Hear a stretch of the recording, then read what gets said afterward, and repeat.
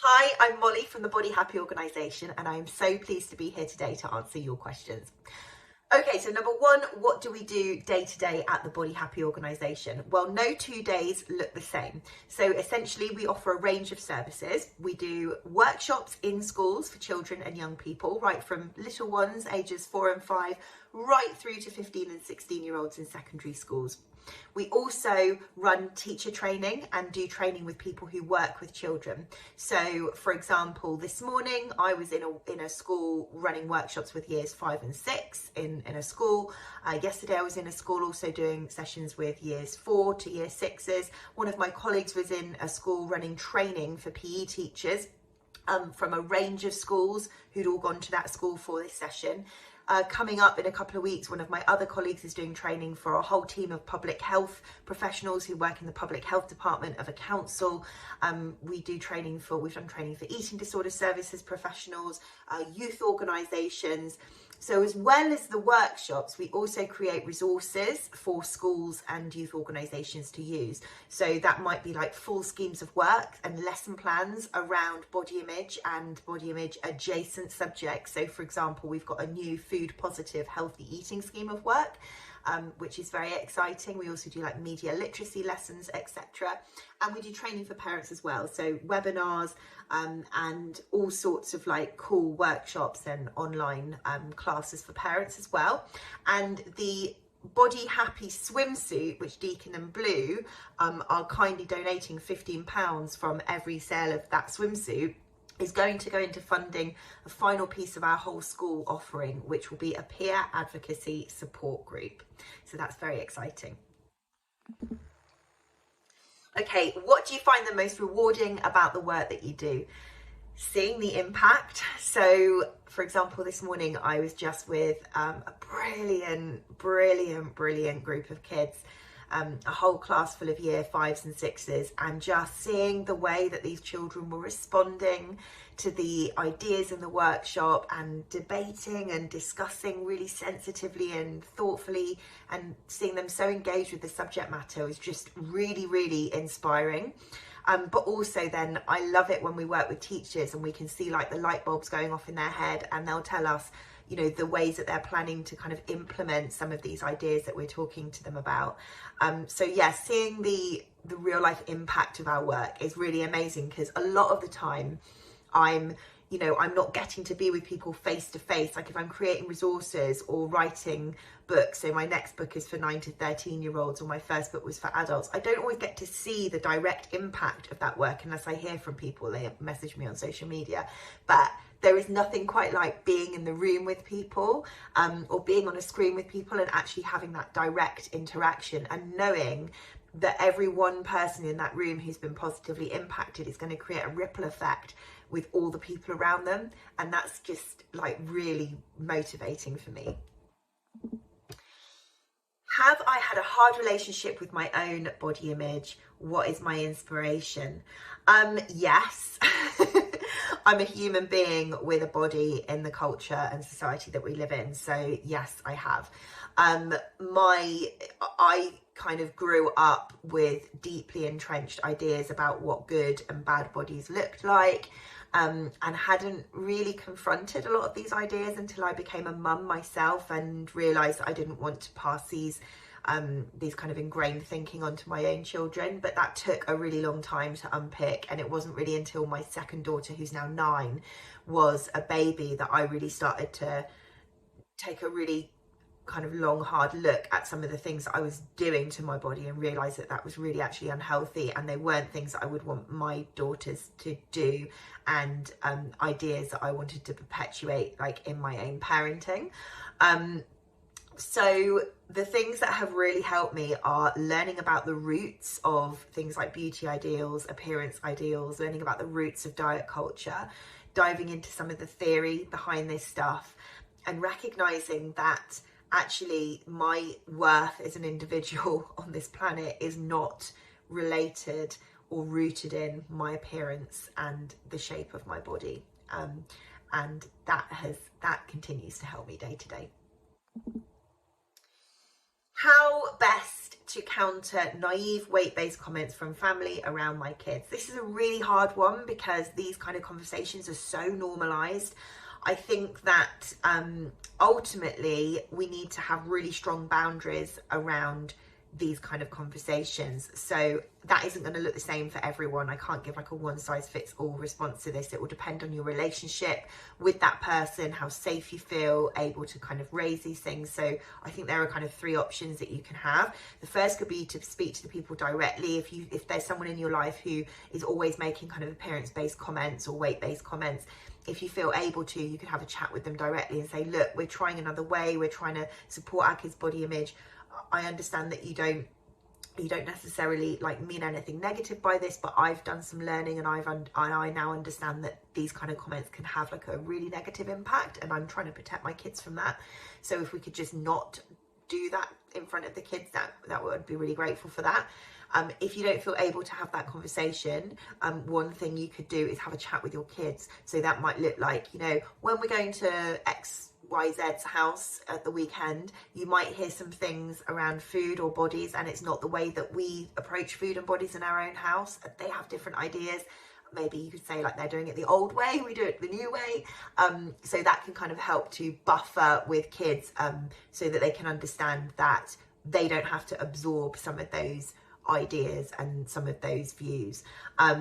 Or you could approach it in like a jokey way and sort of say, oh, all bodies are good bodies. In this house, we think all bodies are good bodies, and then move the conversation on. And that kind of gives, without having a direct conversation about it, it gives a really clear message that actually we don't really tolerate those kind of conversations.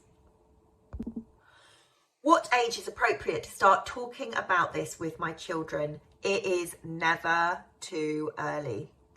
Honestly, I think a lot of parents worry that if they bring up conversations about bodies, they're going to somehow plant like a negative seed in their child's mind. But I'm telling you, your children will be absorbing these ideas right from when they're little. Just think about Daddy Pig always having his tummy made fun of by Peppa Pig. Think about the fact that often in Disney, all the kind of the heroes at the center of the story have the same kind of shaped bodies. You know, in cartoons, characters, the way they look is often used as a way to kind of denote something about their characteristics.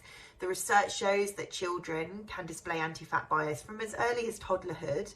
And when children get to like the age of 5, we know that 34% of girls in that age range are already talking about going on a diet. So it is never too soon. And I think that obviously the way you approach those conversations is going to be different depending on the age of your child.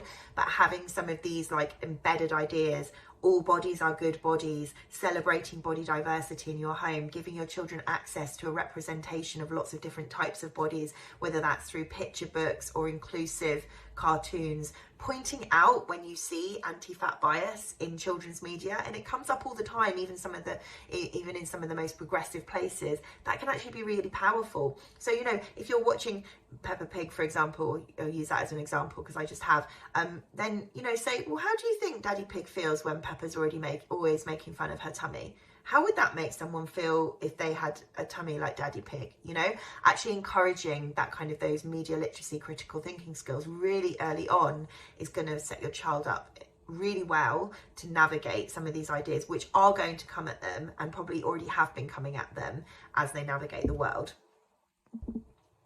I don't want my toddler to inherit my body hang-ups, but I feel like such a fraud. Help. Okay, so good news, you do not have to have like Beyonce levels of confidence to raise children who are content and happy in their body. The research shows us that even just not vocalizing some of those kind of body shame comments and not talking about wanting to like go on a diet, for example, or, you know, voicing some of the like criticisms that you might have in your head in front of your child, that can actually be really positive. So, you know, taking kind of body neutral approach where you just kind of don't talk about appearance and you don't talk about bodies and you celebrate all the other things about us that are so great, that can have a really, really positive impact on your children. And I think that if you've got older children and you're starting to unpick some of these ideas yourself, actually it can be a really empowering thing for children to hear that parents and grown-ups and the adults in their life don't always have the answers to these things, and that actually we're learning alongside them.